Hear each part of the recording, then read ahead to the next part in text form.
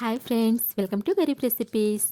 Friends, ఈరోజు మన గరీబ్ రెసిపీస్లో మిగిలిపోయిన అన్నాన్ని వేస్ట్ కాకుండా ఇలా కమ్మగా పులిహోరని ఎలా తయారు చేసుకోవాలో ఈ వీడియోలో చూపించబోతున్నాను.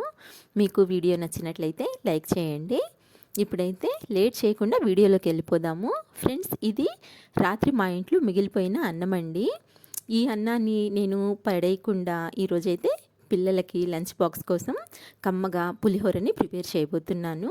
ఫస్ట్ మనము ఈ రైస్ని ఇలా పొడి పొడిగా చేసుకోవాలన్నమాట. అంటే కొంచెం గడ్డగా అయిపోతుంది కదండి రాత్రి అన్నం కాబట్టి. ఇలా పొడి పొడిగా చేసుకొని పక్కన పెట్టుకోండి. ఇప్పుడైతే నేను ఇక్కడ 2 మీడియం సైజు నిమ్మకాయలని తీసుకున్నాను.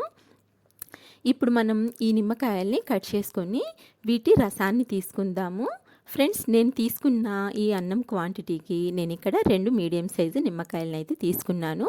ఒకవేళ మీరు కొంచెం ఎక్కువ తక్కువ అన్నం తీసుకున్నట్లయితే దాన్ని బట్టి ఈ నిమ్మకాయలు అనేవి తీసుకోండి, సరిపోతుంది. ఇలా మనము వీటి రసాన్ని అయితే తీసుకుందాము. ఇలా మొత్తము రసాన్నంతా పిండుకున్న తర్వాత ఇప్పుడు ఈ నిమ్మకాయ రసాన్ని మనము ఫిల్టర్ చేసుకుందామండి. ఎందుకంటే ఇందులో పల్ప్ గింజలు ఏమైనా ఉన్నా అవి సపరేట్గా అయిపోయి మనకు ఈ రసం అనేది చాలా నీట్గా వచ్చేస్తుంది అనమాట. ఇక్కడ చూస్తున్నారు కదండి, ఈ విధంగా. ఇప్పుడు ఈ నిమ్మకాయ రసంలో 1/2 టీ స్పూన్ వరకు పసుపుని కలుపుకోండి. అలాగే రుచికి సరిపడా సాల్ట్ని వేసుకోండి. నేనైతే ఒక 1/2 టీ స్పూన్ వరకు వేస్తున్నానండి. ఇప్పుడు మనము ఈ నిమ్మకాయ రసంలో బాగా కరిగేలా ఇలా చక్కగా స్పూన్తో ఒకసారి కలిపేసుకుందాము. ఇలా మొత్తం అంతా బాగా కలుపుకున్న తర్వాత ఈ రసాన్ని మనము ప్రిపేర్ చేసి పెట్టుకున్న ఈ రైస్లోకి కలుపుకుందాము. ఇక్కడ నేను నిమ్మకాయ రసం అంతా వేసేస్తున్నానండి. ఇలా ఈ రసం అంతా వేసుకున్న తర్వాత చేతితోనే ఇలా బాగా కలిపేయండి. చూస్తున్నారు కదండి, ఇలా అన్నం వేస్ట్ కాకుండా ఇలా చిన్న చిన్న పొదుపులు అనేవి చాలా ఇంపార్టెంట్ అండి. పిల్లలకు కూడా ఇలాంటివి నేర్పిస్తూ ఉండాలన్నమాట. ఇలా మొత్తం అంతా కలుపుకున్న తర్వాత కొంచెం చెక్ చేసి చూసుకోండి. అంటే పులుపు ఉప్పు సరిపోయిందో లేదో చెక్ చేసుకొని ఒకవేళ తక్కువ అనిపించినట్లయితే ఇక్కడే అడ్జస్ట్ చేసేయండి, సరిపోతుంది. ఇలా చక్కగా కలుపుకున్న తర్వాత లైట్గా ప్రెస్ చేసుకొని మనము ఈ రైస్ని అయితే పక్కకు తీసుకొని ఇప్పుడు స్టవ్ ఆన్ చేసుకుందాము. స్టవ్ ఆన్ చేసుకొని ప్యాన్ పెట్టుకొని ఇందులోకి 2 టేబుల్ స్పూన్ల వరకు ఆయిల్ని వేసి ఆయిల్ని బాగా వేడి చేసుకుందాము. ఆయిల్ బాగా వేడైన తర్వాత ఇందులోకి 2 టేబుల్ స్పూన్ల వరకు పల్లీలను వేసి ఈ పల్లీలని గోల్డెన్ కలర్లోకి వచ్చేంత వరకు ఫ్రై చేసుకుందాము. గ్యాస్ని మీడియం ఫ్లేమ్లో పెట్టుకోండి. ఇలా లైట్గా గోల్డెన్ కలర్లోకి ఫ్రై చేసుకున్న తర్వాత వీటిని ఒక బౌల్లోకి తీసి పక్కన పెట్టేసుకుందాము.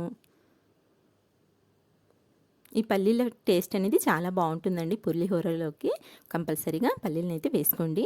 ఇప్పుడు ఇదే ఆయిల్లో 2 పచ్చిమిరపకాయలని ఇలా సన్నగా కట్ చేసుకొని యాడ్ చేసుకోండి. తర్వాత వచ్చేసి 1 టేబుల్ స్పూన్ వరకు మినప్పప్పు, 1 టేబుల్ స్పూన్ వరకు పచ్చిశనగపప్పు, అలాగే 1 టీ స్పూన్ ఆవాలు, 1/2 టీ స్పూన్ వరకు జీలకర్ర, తర్వాత వచ్చేసి కొద్దిగా కరివేపాకుని కూడా, ఫ్రెష్ కరివేపాకు అయితే బాగుంటుందండి. అలాగే 2 ఎండుమిరపకాయలని కూడా ఇక్కడ చూపించే విధంగా మధ్యలోకి కొంచెం ఇలా కట్ చేసుకొని యాడ్ చేసుకోండి, సరిపోతుంది. ఇప్పుడు మనము ఈ పోపుని ఒక 2 నిమిషాల వరకు అంటే కాస్త చిటపటలాడేంత వరకు ఫ్రై చేసుకుందాము. ఇక్కడ చూస్తున్నారు కదండి, పోపు కలర్ కూడా చేంజ్ అయింది. అలాగే పోపు దినుసులు కూడా చిటపటలాడుతున్నాయి. ఇప్పుడు మనము స్టవ్ ఆఫ్ చేసేసి ఈ పోపుని తీసి డైరెక్ట్గా మనము ప్రిపేర్ చేసి పెట్టుకున్నాం కదండి పులిహోర, అందులోకి వేసేసుకుందాము.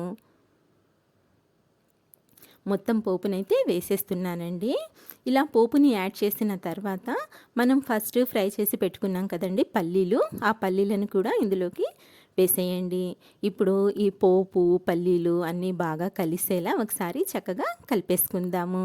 చూసారు కదా ఫ్రెండ్స్, ఎంత సింపుల్గా మనము అప్పటికప్పుడు ఇలా మిగిలిపోయిన అన్నాన్ని పడేస్తూ ఉంటామన్నమాట. అలా కాకుండా ఇలా కొంచెం ఓపికగా ప్రిపేర్ చేసుకున్నట్లయితే మనకు ఎంతో పొదుపు అనేది అవుతుంది. అలాగే లంచ్ బాక్స్లోకి నేను ఈరోజు ఈ పులిహోరని అయితే చాలా సింపుల్గా ప్రిపేర్ చేసేసానండి. మీరు కూడా ట్రై చేసి చూడండి, చాలా టేస్టీగా ఉంటుంది. ఫ్రెండ్స్, వీడియో నచ్చినట్లయితే లైక్ షేర్ చేయండి. అలాగే మా ఛానల్ని మర్చిపోకుండా సబ్స్క్రైబ్ చేసుకోండి. ఇంకొక వీడియోతో మళ్ళీ కలుస్తానండి. బాయ్.